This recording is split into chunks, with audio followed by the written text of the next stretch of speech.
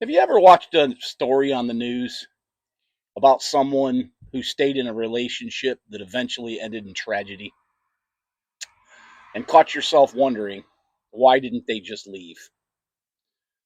I think most of us have.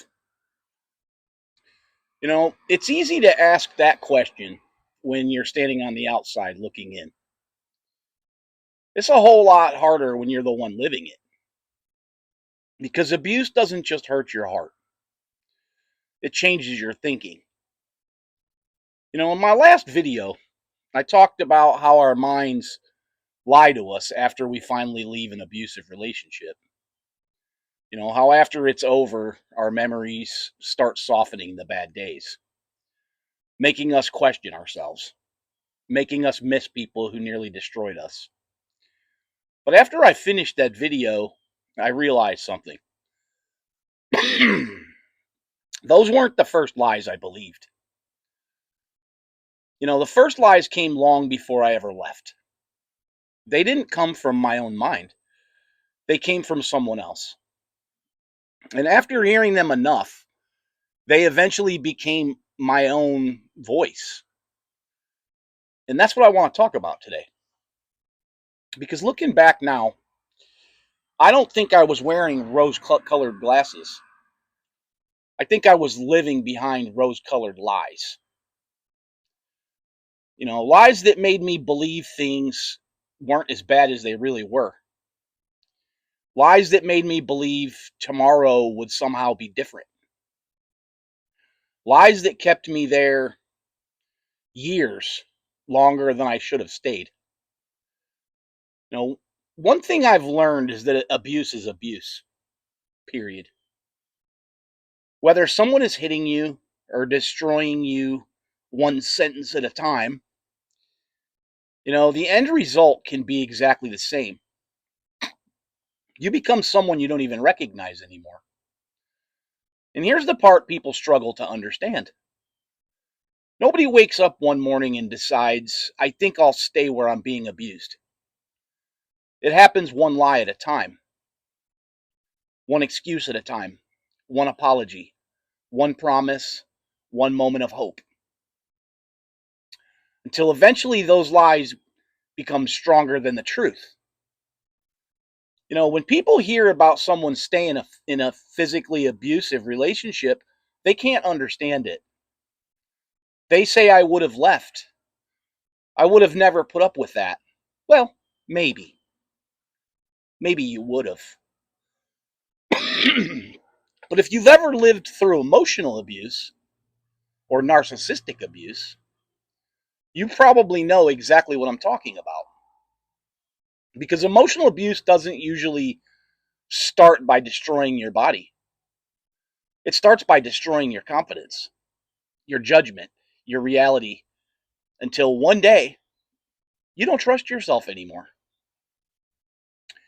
The very first lie that I believed was maybe I'm the problem. I can't even tell you how many nights I laid awake replaying conversations, thinking maybe I should have said that.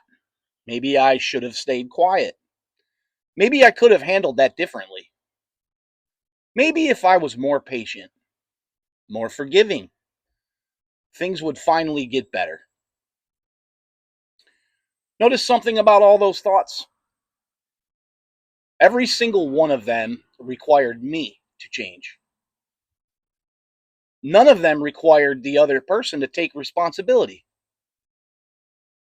Looking back, I wasn't trying to fix a relationship. I was trying to fix myself enough to survive it. You know,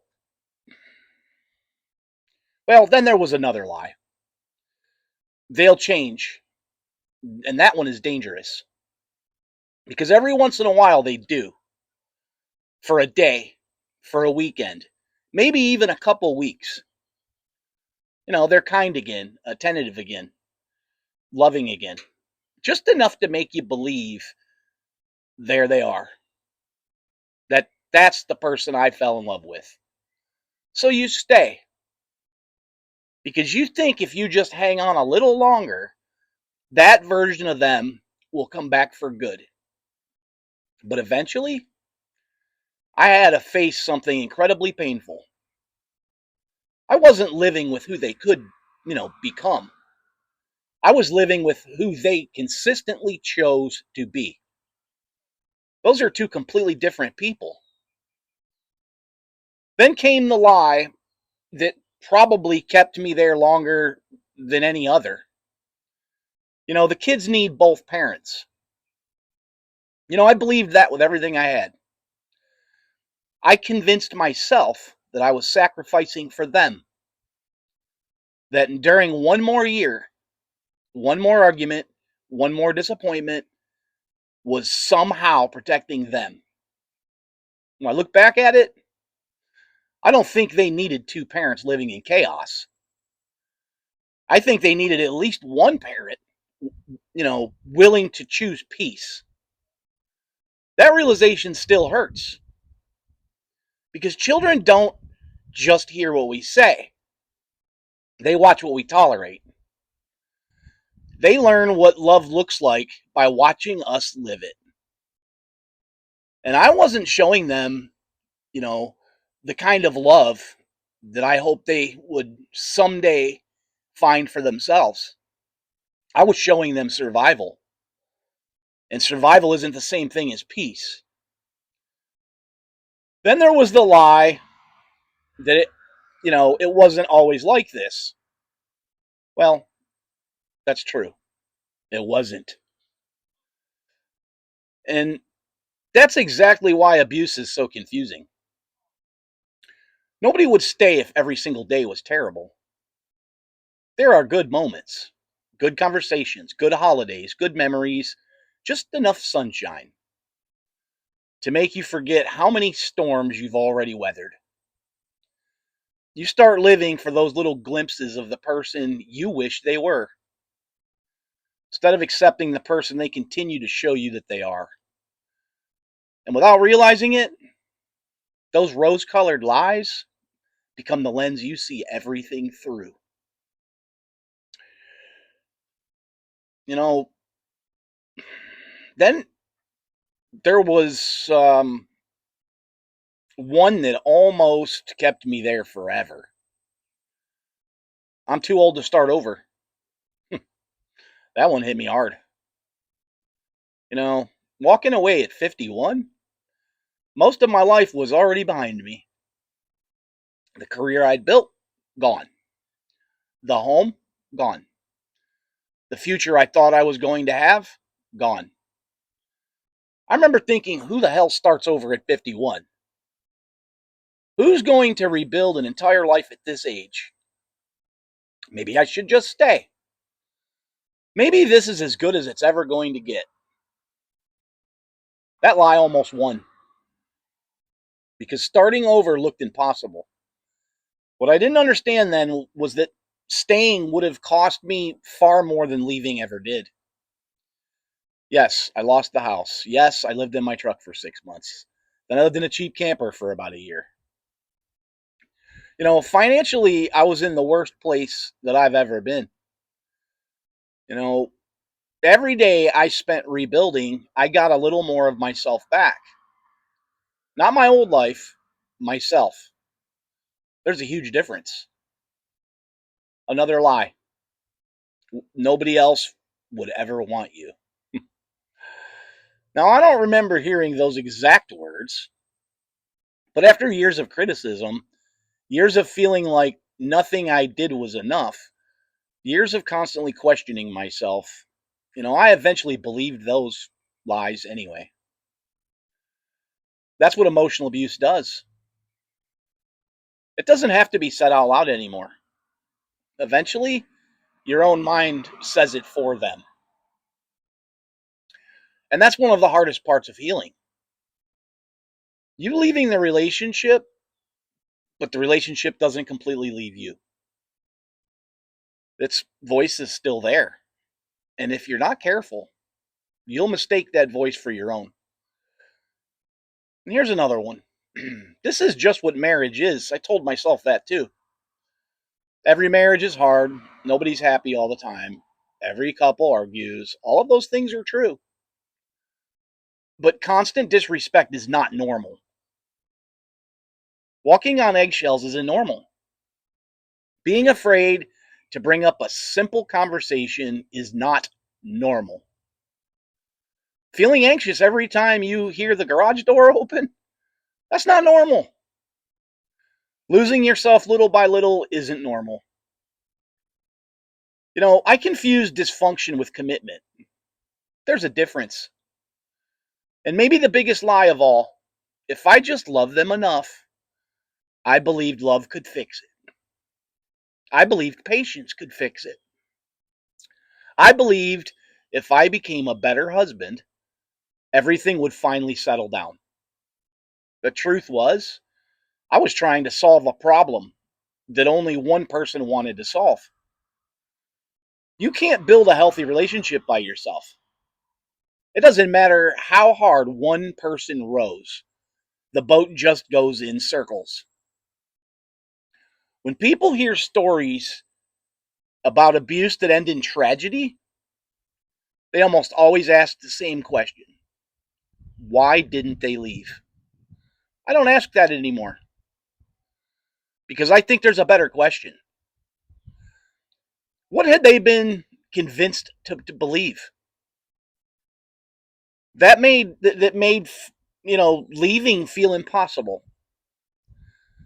Because once you understand that, everything changes. You stop seeing weakness and you start seeing conditioning. You start seeing years, sometimes decades, of someone slowly convincing another human being that they couldn't trust themselves anymore.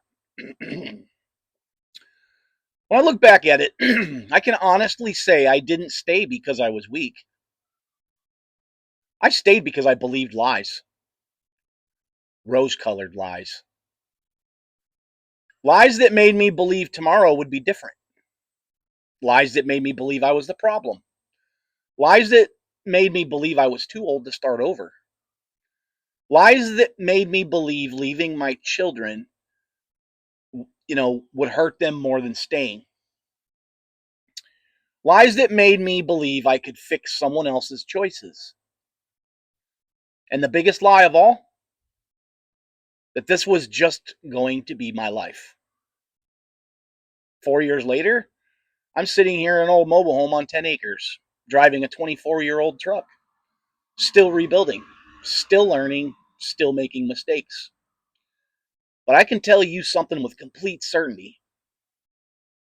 I have more peace today than I had in a $500,000 home, because peace was never hiding inside that house. It was hiding on the other side of those lies. If you've watched this channel for any length of time, you already know I don't share these stories because I think I've got life figured out. I share them because I lived them. And if there's one thing rebuilding has taught me, is this: the hardest part wasn't leaving. The hardest part was learning to stop believing the lies I've been told for so many years. Because even after I walked away, those lies came with me. That's exactly what I talked about in my last video. Our minds lie to us after we leave. But now I understand why. Our minds learned those lies while we were still there. And healing, real healing, it isn't just walking away from the person who abused you.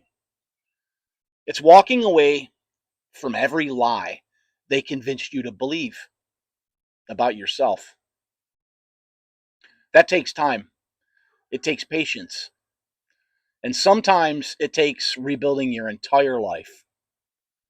I know, because that's exactly what I've been doing, one truthful day at a time. Y'all, it's my 2 cents for today. I'll see you in the next one.